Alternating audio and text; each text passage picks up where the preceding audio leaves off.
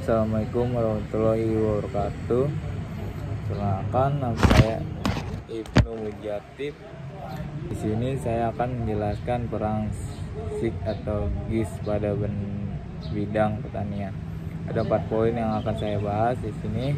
Pertama, pengertian dari sistem informasi geografis. 2. Komponen SIK. 3. Tahapan kerja SIK. 4. Jenis-jenis analisis pada SIK. Pengertian SIK informasi geografis. Sistem informasi geografis berasal dari gabungan 3 kata: sistem, informasi, dan geografis. Dari ketiganya dapat dipahami bahwa sistem informasi geografis adalah penggunaan sistem berisi informasi mengenai kondisi bumi dalam sudut pandang ke ruangan. Komponen SIK. SIK dibentuk oleh komponen-komponen yang saling terkait, terdiri dari 3 komponen penting dari SIK, yaitu perangkat keras hardware, perangkat keras yang mendukung kerja SIK seperti CPU, monitor, printer, dan feeder video. Bagian-bagian perangkat keras beserta fungsi yaitu CPU, perangkat utama komputer untuk memproses semua instruksi dan program. Video adalah komponen yang digunakan sebagai layar monitor untuk menampilkan hasil proses CPU. Digitizer adalah alat untuk mengubah data statistik menjadi data digital. Printer, alat untuk mencetak data maupun data dalam ukuran relatif kecil. Perangkat lunak disebut software. Perangkat lunak yaitu komponen SIK yang berupa program-program pendukung kerja SIK seperti input data, proses data, dan output data. Contoh perangkat lunak dari SIK adalah program kerja seperti QGIS, ArcView, dan ArcGIS.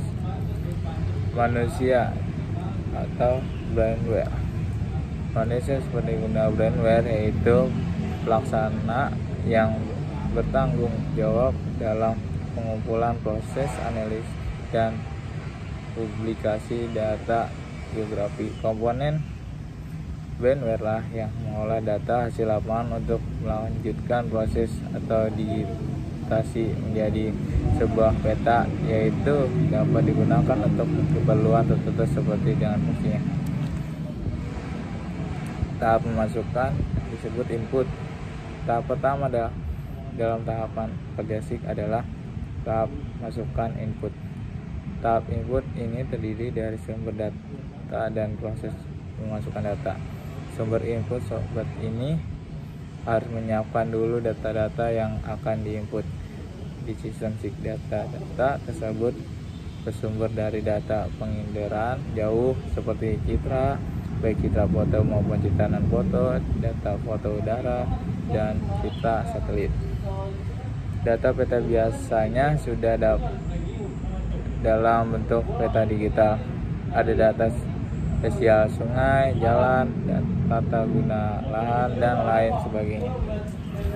Kalian tinggal input aja sesuai dengan keperluan perbuatan. Proses pemasukan data. Seperti data yang dibutuhkan terkumpul langsung saja dimasukkan ke dalam aplikasi SIK. Ada 2 jenis data yang diinput sebagai SIK, yaitu data spesial. Data spesial adalah data atau informasi yang memiliki referensi atau koordinat geografi. 2. Data atribut. Data atribut adalah data yang memberikan penjelasan mengenai sistem objek, fenomena, atau informasi yang ada di permukaan bumi. Data kualitatif adalah data hasil pengamatan yang dinyatakan dalam bentuk deskripsi yang diperoleh dari pengisi angket, wawancara, dan tanya jawab. Tahap pengolahan. Setelah kita mengumpulkan data dari sebagai sumber dan data tersebut sudah kita input pada SIG, barulah kita memenuhi tahap pengolahan data. Tahap keluar atau disebut output. Kalau peta rupa bumi kalian sudah selesai, maka kalian bisa langsung menyajikannya. Analisis data sistem informasi geografis. Kita bahas lebih lanjut mengenai analisis GIG dapat dilakukan dengan berbagai cara sesuai dengan kebutuhan penggunaan data seperti analisis klarifikasi, overlay, networking, buffering, dan 3 dimensi. Kita jabarkan satu persatu. Pertama, analisis klarifikasi. Analisis klarifikasi adalah suatu proses pengelompokan data ke ruangan spesial. Contohnya, dalam klarifikasi pola kata guna lahan untuk permukiman, tani, perkebunan, atau hutan berdasarkan analisis data. Analisis overlay. Analisis overlay adalah proses untuk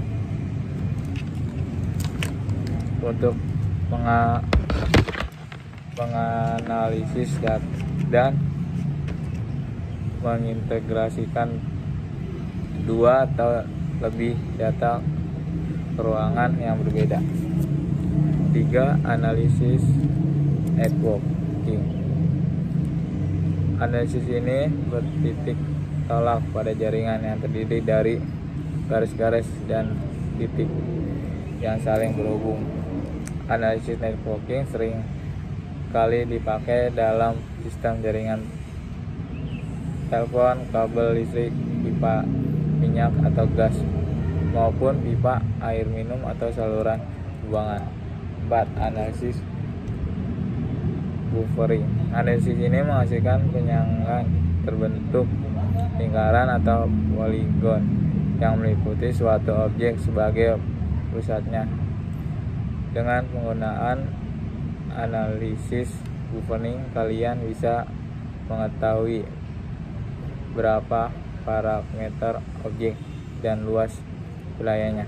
Kelima, analisis 3 dimensi. Analisis ini digunakan untuk memudahkan pemahaman karena data divisualisasikan dalam bentuk 3 dimensi. Sekian dari saya, mohon maaf kalau ada salah kata. Wassalamualaikum warahmatullahi wabarakatuh.